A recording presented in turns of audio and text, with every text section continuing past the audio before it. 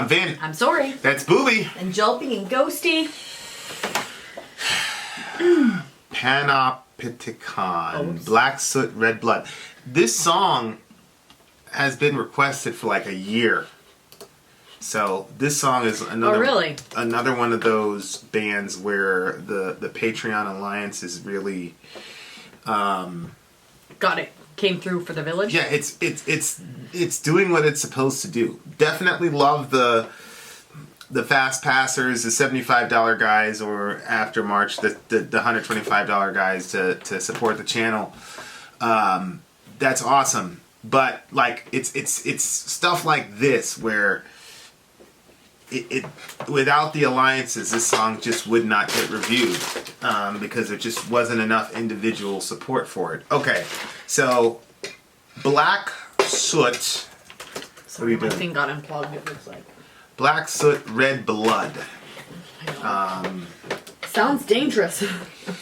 Yeah, it's very, very interesting. And I'm seeing something in the design here about Kentucky, so that's interesting because I was on assignment based in Kentucky for a year. So that's also very interesting. That's also a thing. It's also a thing. All right, so this is for the Epic Underground. Yep. That's the alliance that picked this one. So who's in that alliance? Do you know? No. Oh, okay. You're not going to speculate. Nope. I won't speculate. Smart man for you. The white man caught you because the dark man saw you. Okay. I've seen you do that enough times to realize it's not a good play. For timely, topical, political commentary, you can hit us up at Middle America with Vin and Sori. I am going to buy Izzy a camera and send it to her. A camera and a mic and send it to her. Whoa, he's hooking you up, girl. We need her as a contributor to the channel. It would be really, really cool. Okay. Let's do it. All right. Very excited for this song. It's a year and a half in the making. Yeah.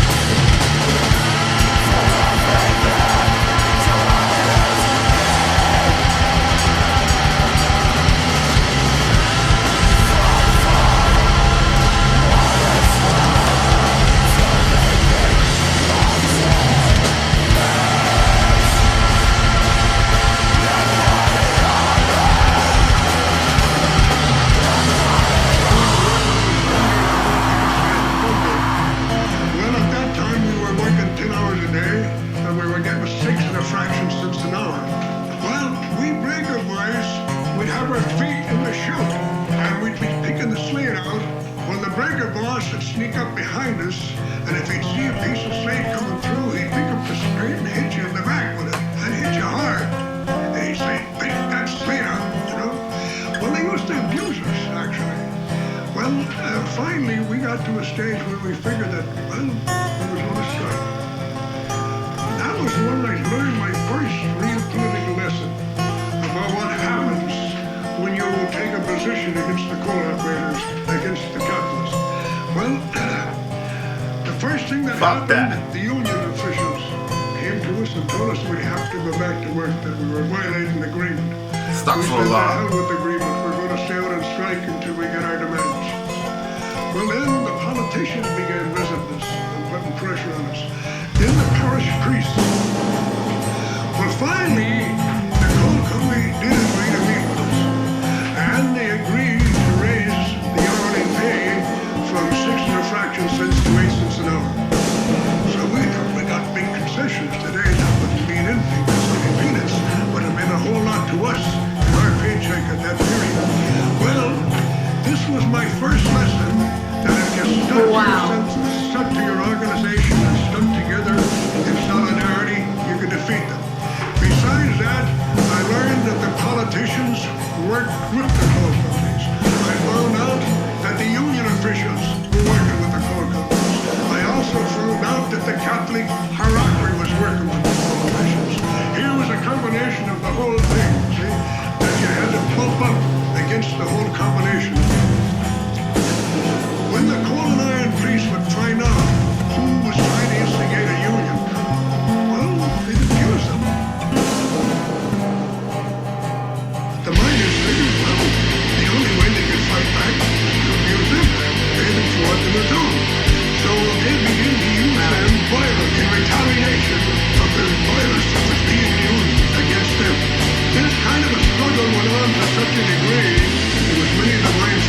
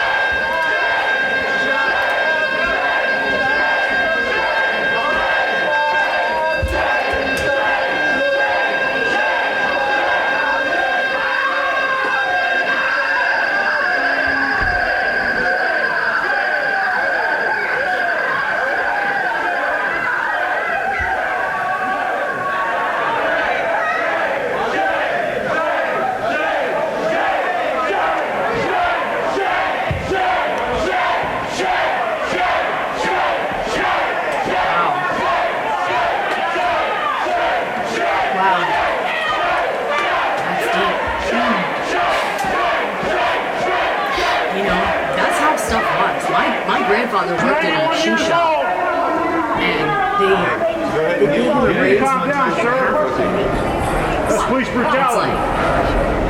He had a big family. You know, he's got a couple kids. They were trying to make things work, and he was such a good hard worker. But I think high anxiety runs. I know high anxiety runs in my family. So I think that, you know, as full of anxiety as he wasn't going to leave his job and go somewhere else. And I think they knew that. And he was such a hard worker, and he would go in and, you know, work really, really hard, but they just took advantage of that. And that's a sick part of capitalism. Like what they're describing here, it's just, that's too bad. I didn't know this. During the Battle of Blair Mountain, striking workers for the United Mine Workers of America tied red bandanas around their necks to show which side they were on, and that was the origin of the term redneck. Oh, I always thought it was because they got sunburned on their neck. Man, this is terrible.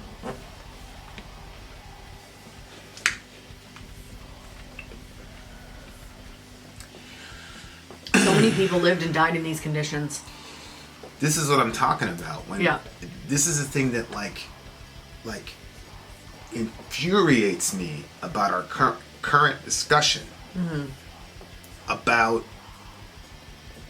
Medicare for all, and then you got people going, that's socialism, blah blah blah, and like I get it. Bernie's using the term democratic socialist, and it does not help that he's talking about how awesome Castro was and all the rest. He was a fucking murderous motherfucker. Like, I get it. But, man, this idea that nobody has died under the boot of capitalism, and that, you know, you hear these people talk about capitalism is single-handedly responsible for raising people up out of the serf class. There are a couple things that had to happen in the history of American capitalism for that to happen. I'm not denying that a modified form of capitalism can bring people out and create a middle class, which is historically we haven't seen. I'm not denying that. But unfettered, laissez-faire capitalism, pure capitalism, where these fucking guys are risking their lives in a coal mine, dying at fucking 40 and 45 years old, for what, 6 cents? Six and a fraction? 6 and a quarter an hour? Cents? Then they moved them to 8 cents. Cents? Now I get it. This was way back in the day. I don't know, 1800s, 1900s, early 1900s. I get it. But that's not a just wage. You know that. And I think everybody now would say, shit, that's not a decent, fair wage for somebody risking their life for these millionaire coal miners. It's not even risking, like, for these these people died prematurely because 100%. They breathed that in. 100% they died early. If it didn't get caved in on them. And what was sick to me, it's always sick to me when like people like kind of come together for a common evil cause. And so you had, you know, them trying to stop the strike, and then when the Catholic Church got involved in that was pretty sick.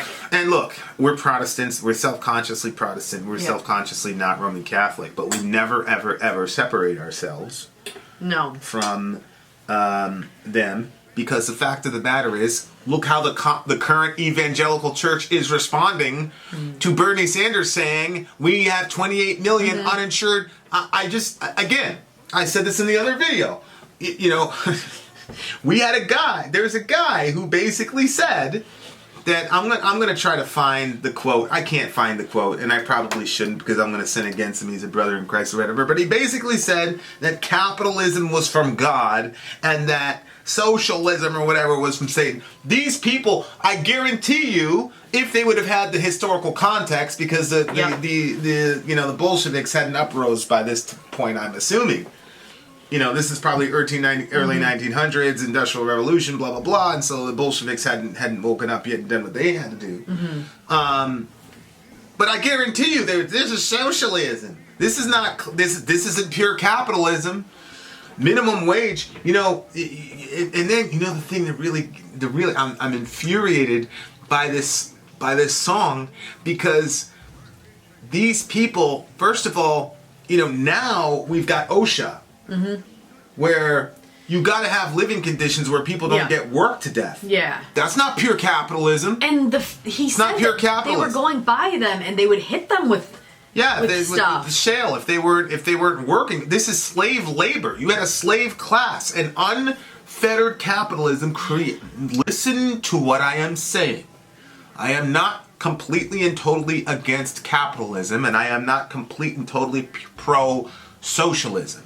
What I am saying is, this is my personal perspective, because of the sinfulness of human beings, you have got to have checks and balances for whatever economic system that you have. And right now, the best that we have is a regulated capitalist system with a social safety net so that people don't fall into oblivion, so that we don't have a fucking slave class of people, which is what this pure capitalism created. Those are facts. You cannot have unfettered capitalism. It's inhumane. And it wasn't. They weren't working. They were working. They just missed a piece. This is grinding labor. They missed what are you a piece talking? of slate, and so he'd pick up the scrap of slate that they missed. And you see the way the guy's talking? Here I am all angry and all this. You see the way he was talking? He wasn't bitter. He wasn't angry.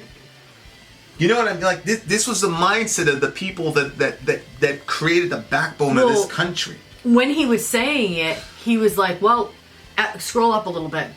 He said, and then he'd say, pick the slate out. Well, they used to abuse us, actually. It was almost like he kind of was coming to that thought when he was talking about it. Yeah. And then you see, and of course, the media hadn't developed the triangulation yet with the political apparatus that we see now. So it was a political religious complex instead of the media political religious. But that's what's happening with the evangelicals now and Fox News and all the rest of it. And again, miss me with the whole Vin, you're a leftist, blah blah blah. Go look at the other channel. If you look at the other channel, then you're gonna say I'm some right wing whatever. I don't want to hear it. I'm talking about the facts. Here are the facts. The evangelical church and Fox News, they're all getting together and demonizing anyone that says, hey, maybe we should have a broader social net. That's all that we're talking about. Right. Is a broader social net here. That's all he's saying. Maybe we should insure these people. Now now we have a minimum wage and things of that nature. And the reason I'm so pissed off about this is I'm not even angry at secularist capitalists. There was a specific situation where the guy was saying that minimum wage is unbiblical, and he tried to use some parable from Jesus and all the rest of it, and he completely took it out of context, and this guy's got influence with thousands of people, and these fucking people just slavishly went along with this guy's bullshit. Let me read you something. Here's James chapter, 5 or 4? 5. Come now, you rich. Weep and howl for the miseries that are coming upon you. Your riches have rotted and your garments are moth-eaten. Your gold and silver have corroded, and their corrosion will be the evidence against you and eat your flesh like fire. Yes. You have laid up treasure in the last days. Behold, now watch this. The wages of the laborers who mowed your fields, which you kept back by fraud, are crying out against you. Wow. And the cries of the harvesters have reached the ears of the Lord of hosts. By the way, the term Lord of hosts is what God likes to call himself when he's about to go to war. You have lived on earth in luxury and self-indulgence. You have fattened your hearts in a day of slaughter. You have condemned and murdered the righteous person. He does not resist you. Meaning, he doesn't have the power to defend himself. Because you're part of some fucked up economic structure that allows you to treat people unjustly. That's awful. You evil motherfuckers. And you've got Christians who are bearing the name of Christ talking about pure capitalism is from God and talking about a minimum wage is ungodly.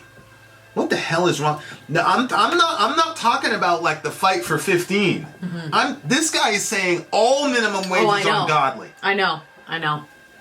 And you know what they say? They go, well, they agreed to it. Yes, you fucking idiot. Because when people are in a completely vulnerable situation, they're going to agree to whatever fucking wage you give them. It's either that or rob a bank or be a prostitute. Right.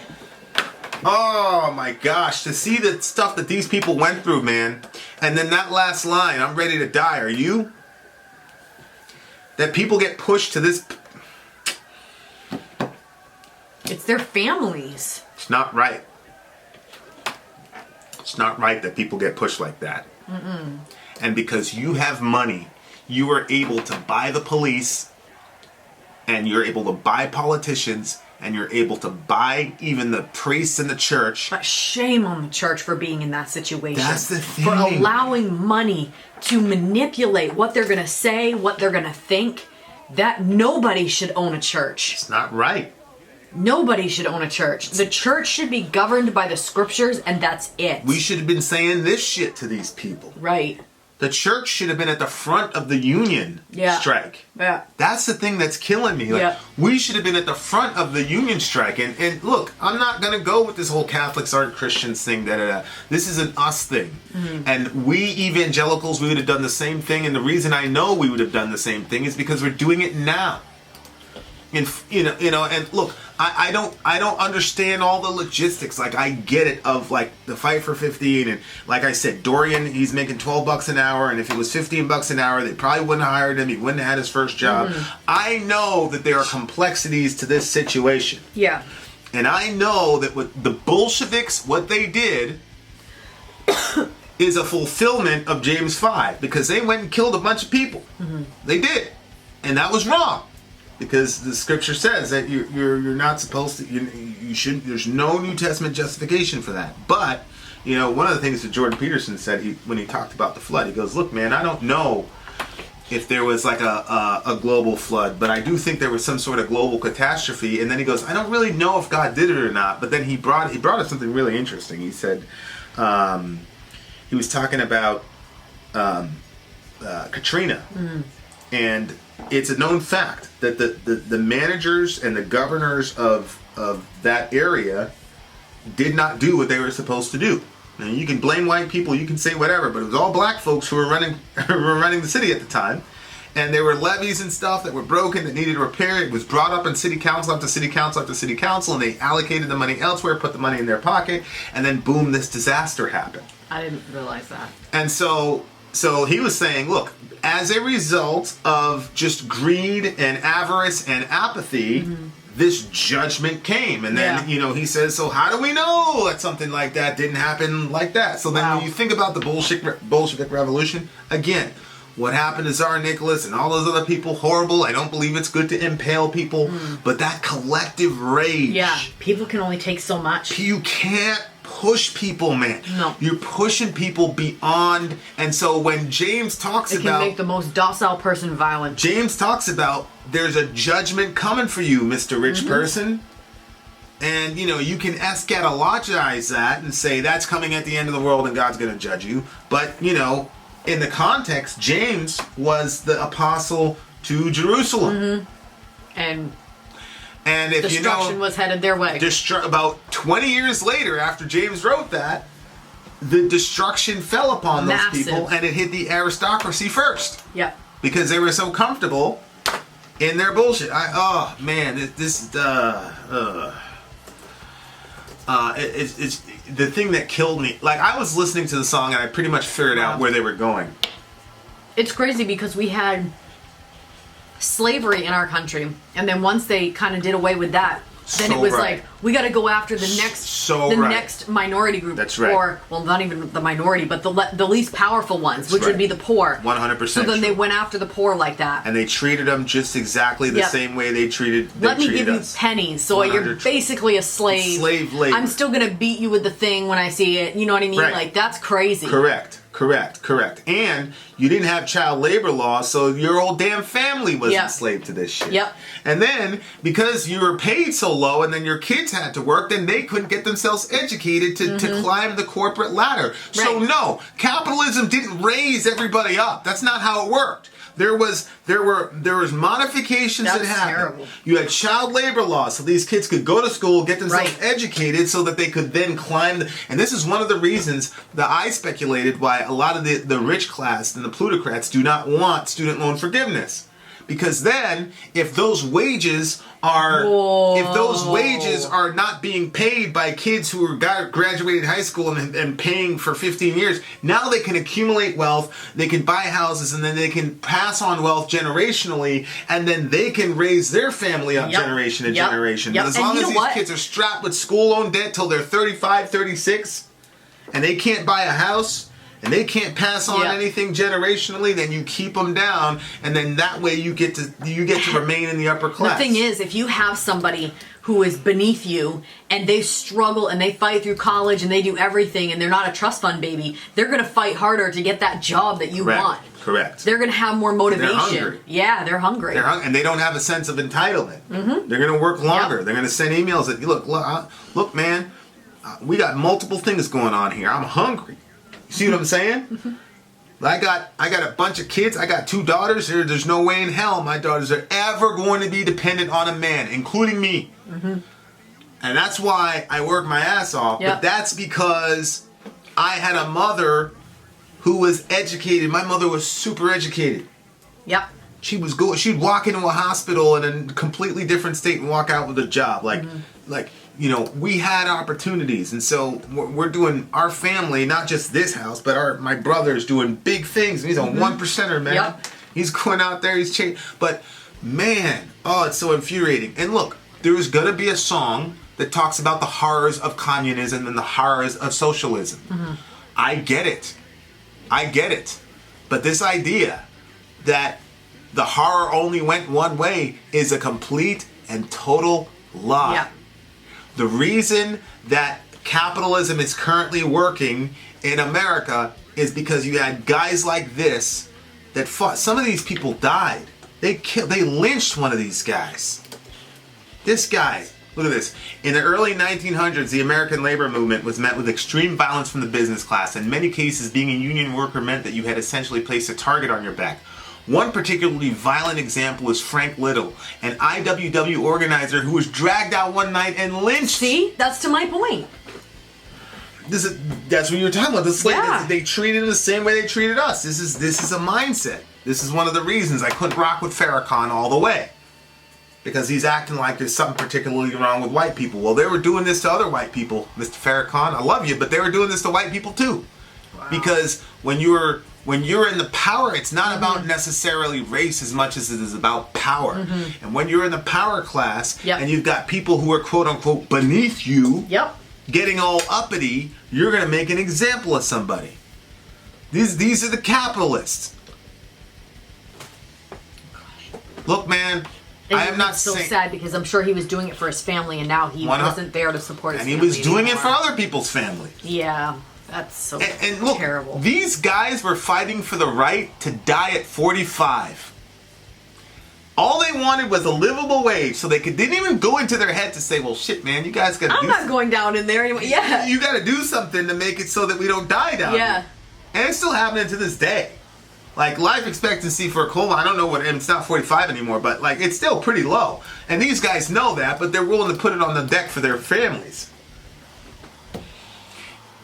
So, sad. OSHA, child labor laws, minimum wage, all these things did not come about because of laissez-faire capitalism.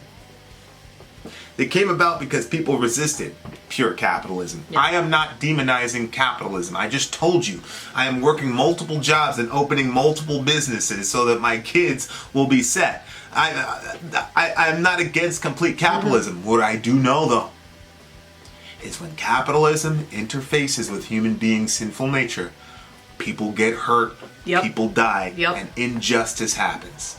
I know that.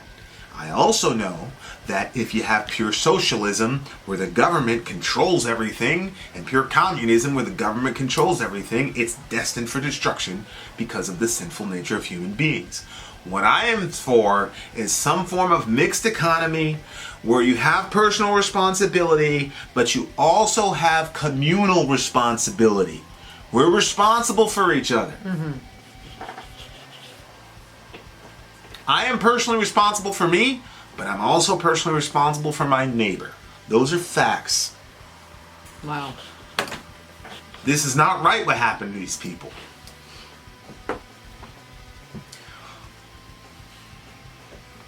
It's just so frustrating, man. I hate when people die for needless reasons, man. Yeah, and so disrespected. It's so such a dehumanized. minuscule amount of raise. And yeah, so it's just, dehumanized. Yeah. That he's just, they abused us. And they gave us $1.50 and it's peanuts now, but it meant a lot to us because of the symbolism. Now look, man, I know some of these union people are crazy. We were at it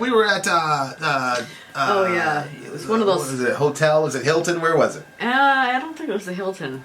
Some fancy hotel, and these people were on strike. Marriott. Was it? I don't know. It doesn't matter. I think it's Hilton or Marriott. I don't know. And these people were on strike. It was a nice. And I was like, the Sheridan. And I was like, well, shit. And I mean, it was horrible. They gave us like a free night or something like that. It was disgusting. It was really gross. And I said, well, shit, what do you guys... So she comes inside and looks around. So she starts telling us a list of their demands. Mm-hmm. One of them was lifetime health care. You're not even working there anymore. You still have to be home. You worked there for like 2 or 3 years, and then the Marriott's like obligated to give you lifetime health care. And so part of this, anytime in negotiation, you always start high, right? You go, oh, I want $50 for this orange. And they go, no, I'm not going to pay you $50. How about $30? Like... I'm like, are you serious? Like some of these unions... That was a little bit... Like a lot of these unions, unfortunately, it's really sad, but they actually got bit by the capitalist bug and found ways to capitalize on the union tradition. Mm-hmm. And so it's just impossible to give lifetime health care to all of your employees. That's impossible. It's ridiculous. I feel like some of these unions are crazy. Yeah, but there should be something for, if somebody comes and they start working at your place and they work up until retirement, and then what happens? They retire and now they don't have any health care? You get a pension, and then you get Medicare. Oh, okay. Right? Because Medicare for all Bernie is doing is saying, let's expand Medicare for all to younger generations. Mm-hmm. Right? Okay. So, but that's the point. Like, I mean, these guys wouldn't have demanded that. They would have said, I'll work for 20 years or whatever, get my pension. They weren't getting any health care. Yeah. They were only getting their paycheck. I know. Some of these unions went crazy, right? Mm-hmm. Cenk recently, I didn't shoot a Middle American video on it. And the reason I didn't shoot a Middle American video on it is because I don't have all the information.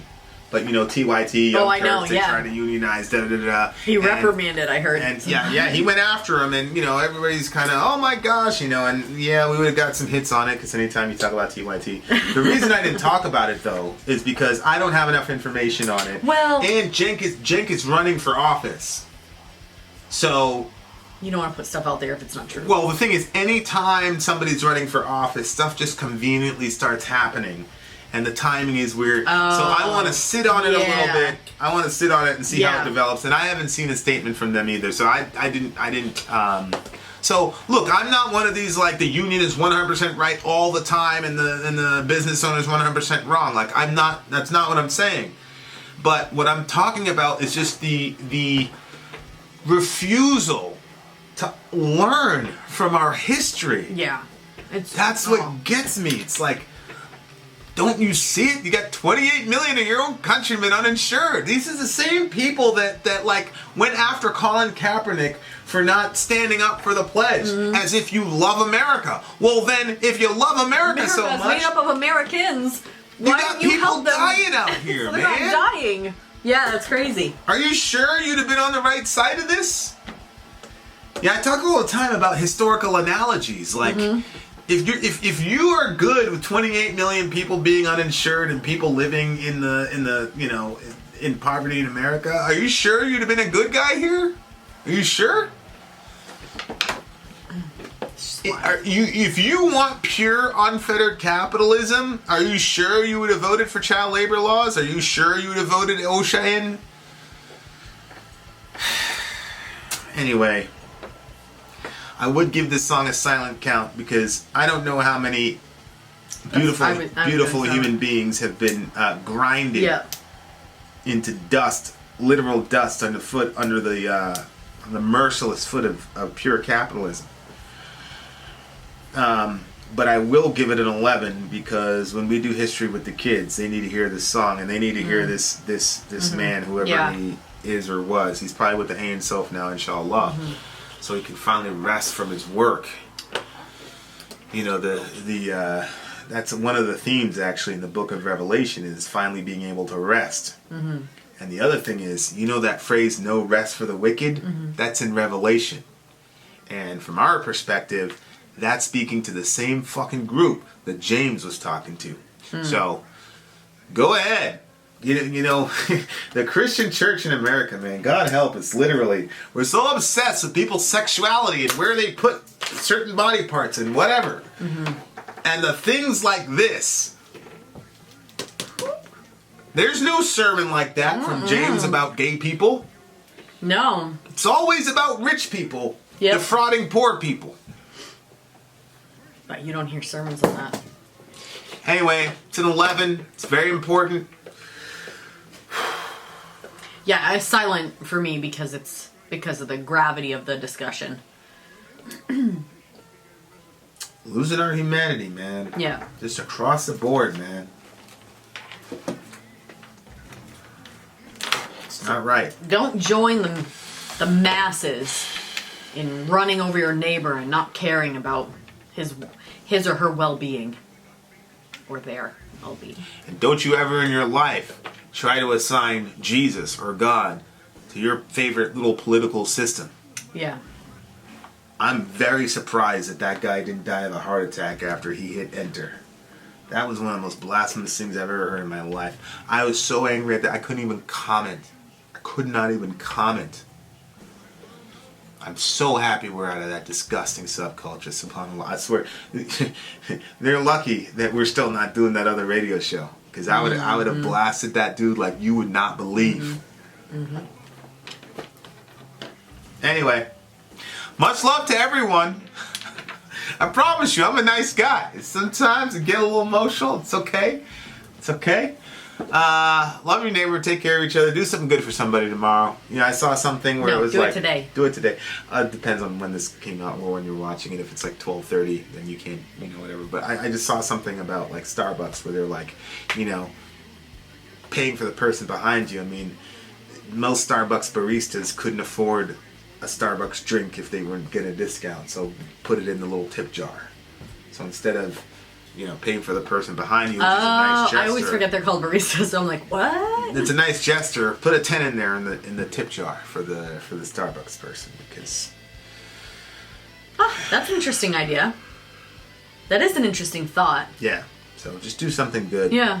You know, I mean, we can rail against the darkness. I feel like most people on our channel don't do Starbucks. Yeah. We can rail against the darkness all day, but, you know, we can talk about Jeff Bezos and how he could solve world hunger, but seriously, let's do something, huh? Let's do something good for somebody, so that these people, you know, man, God help us. And people say we don't need a savior. All right. And I'm sure all these people thought they were good people. You know, this fucking priest running around. Sure, you thought you were a good person. We need a savior, y'all. Those are facts. Vin out. Sori out. Gone.